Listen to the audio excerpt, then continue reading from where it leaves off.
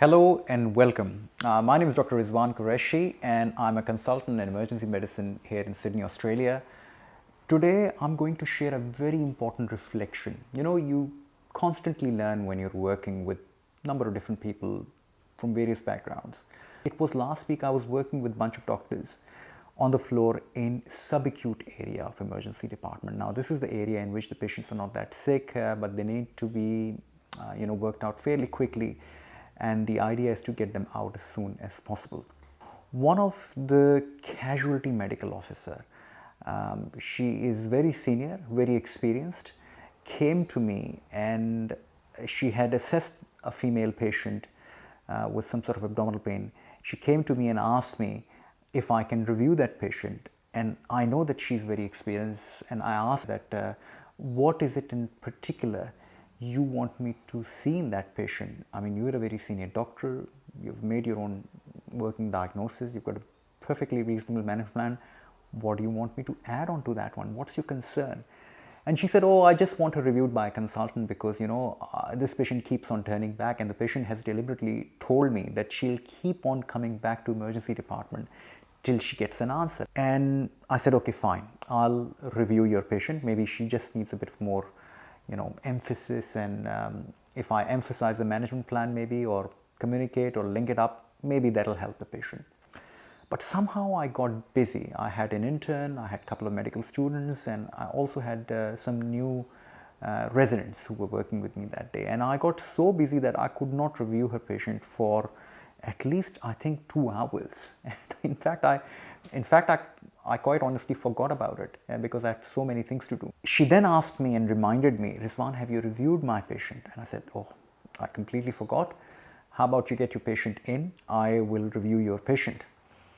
And at that time, it was a handover time, and it was, I think, 2:30. I had done the handover to the evening consultant, and the evening consultant was fresh. And I asked one of my evening consultant colleagues, look, there's a patient who I'm afraid I was asked to review. I have a few other important tasks to do. Would you mind reviewing this patient? And he said, yes, Rizwan, that's not a problem. I'll go and review the patient. I thought, okay, I should, as a matter of courtesy, let that doctor know another consultant is going to come and review your patient with abdominal pain.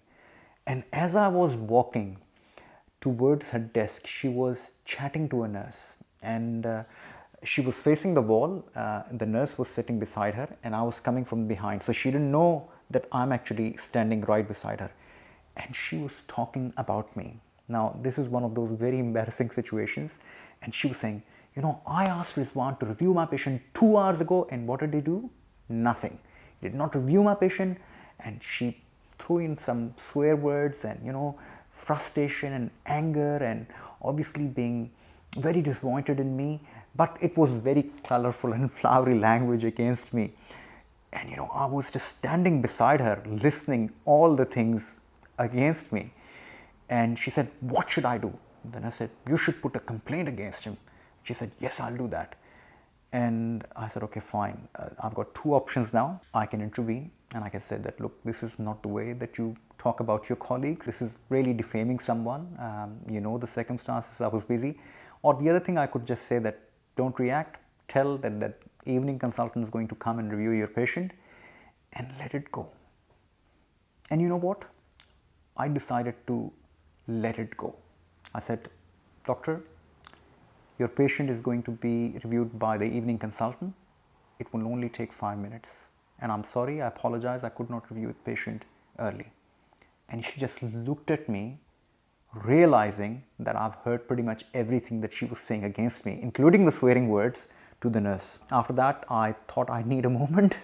I went on my break and had a break. And I thought, look, maybe in hindsight, I've done a good decision of not losing my cool. The anger and the frustration did not get the better of me. After about a while, this particular doctor keeps everything to herself. She doesn't engage, she doesn't talk much, but she didn't apologize, don't get me wrong, but she engaged in a conversation. So, Rizwan, where do you live? How long do you drive for? Which was completely out of character. That was her way of saying that, I have actually embarrassed myself. I'm not going to say sorry.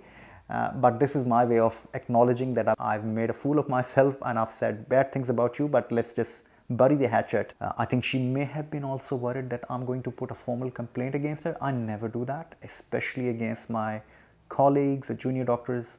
That's not my practice. I'd like to straighten things out there and then, or keep quiet, as in this case.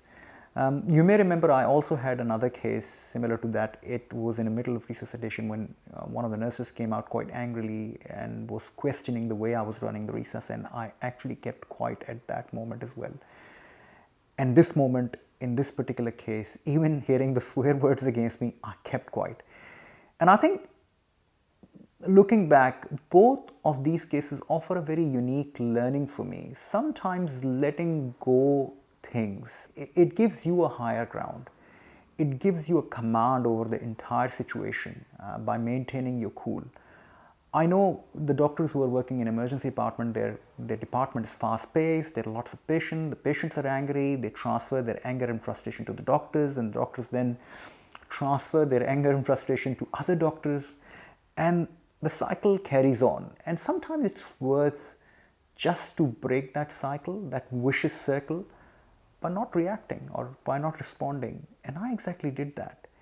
And that worked out to everybody's advantage. I think the relationship between me and that doctor is now much cordial, interact socially with me, which was never like it before. Also, the other learning is that, these anger and the moments of frustration when one doctor is really angry and saying that we're going to put a complaint against them, this and that, they may not mean it entirely. They're just saying it out of frustration. They want someone to talk to and agree with them. And I think that's what she was doing at that time. She was obviously angry for my lack of action, of not reviewing that patient, and she was just wanting someone to talk to her, to alleviate some of her anxiety. So I thought this was very interesting, and I'd share that how to manage anger and frustration of your colleagues, and if there's a calmer way of approaching the whole situation and coming out as a better human being. I think we all need that from time to time.